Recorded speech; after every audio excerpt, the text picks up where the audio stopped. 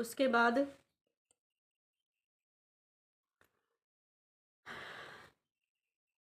भाग गया वो, और सीना तान के भाग गया, जैसे कि बहुत महान का काम किया है उस बंदे ने, बहुत महान का काम किया है। और उसे डर भी नहीं है, बिल्कुल भी डर नहीं, सीना तान के चल रहा है बंदा कि हाँ भाई मैंने बहुत बड़ा काम करके आया हूं मैं।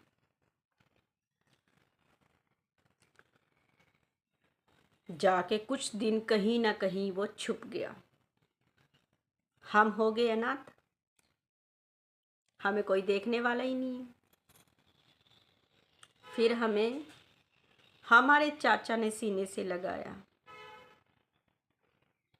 जब हम छोटे से थे, 12-13 साल के। उन्होंने फिर हमें अपने पास रख लिया। उसके बाद चलता रहा, टाइम निकलता चला गया। कुछ दिन बीते, 4 साल, 4-5 साल बीतते। मेरे डैडी को सजाए मौत मिली थी, पता है?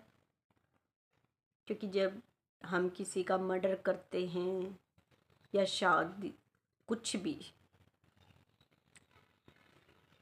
फिर 3-4 साल तो वो जेल में रहा।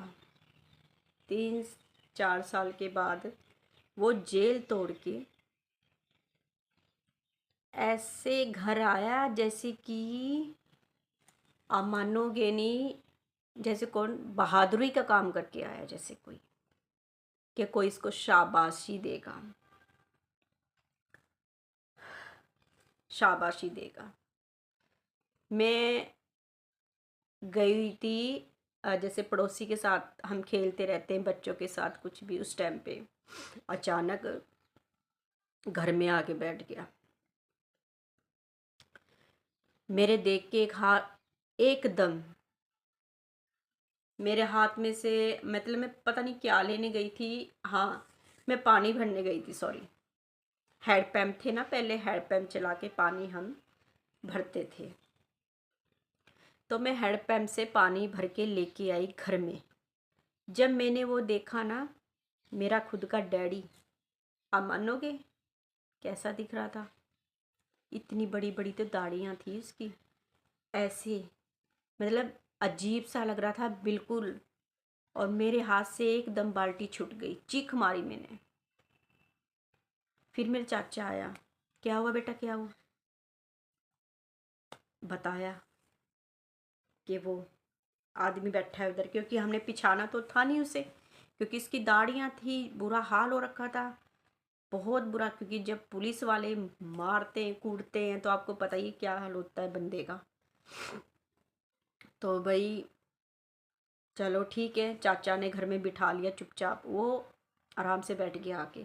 ऐसा कहा जैसे कि भी, और उसको ये नहीं पता जिसकी माँ का वो मर्डर करके गया है ना, कि भाई उसका घर साथ में 2 घर छोड़ के था, 2 घर छोड़ के उसका घर था लेडीज का।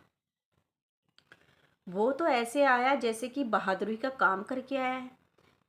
फिर क्या करा उन्होंने, उनको पता लग गया कि भाई सीमा का डैडी आया हुआ है, मतलब मेरे चाचे का भाई आया हुआ है, किसी ने खबर दे दी होएगी।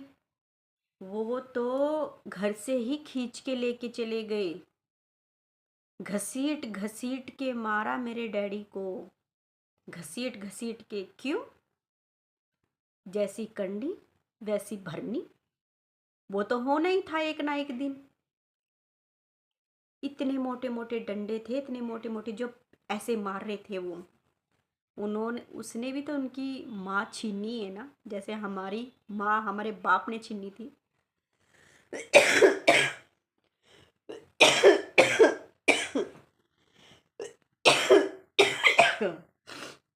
सॉरी।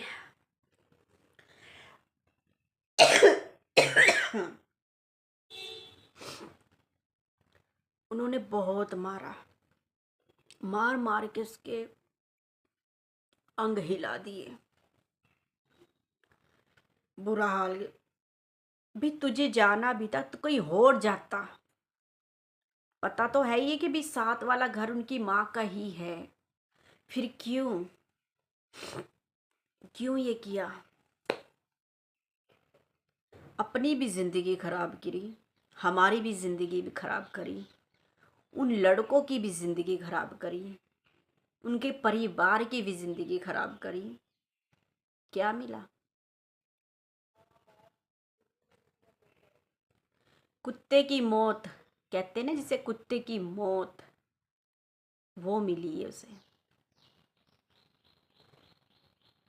हमारे सिर पे तो साया भी चला गया, ना माँ रही ना बाप रहा। सारी उम्र यही चीज सोच सोच के मैंने अपनी लाइफ निकाल ली है। आगे की कहानी मैं आपको बताऊंगी, बहुत कहानी है मेरी। अभी तो मैं छोटी सी बता रही हूँ आपको कि कितना कुछ सहा है मैंने लाइफ में और सहती आ रही हूँ। है किसी में इतनी हिम्मत इतना कुछ सहन करने की? अभी तो मैंने कुछ चंद बातें बताई है आप लोगों को। अभी तो पूरी लाइफ बहुत कुछ बताना है मैंने, जो मेरे साथ बीती हुई है। इतना कुछ अभी सिर्फ मैं आपसे शॉर्टकट में बता रही हूँ, छोटी छोटी बातें।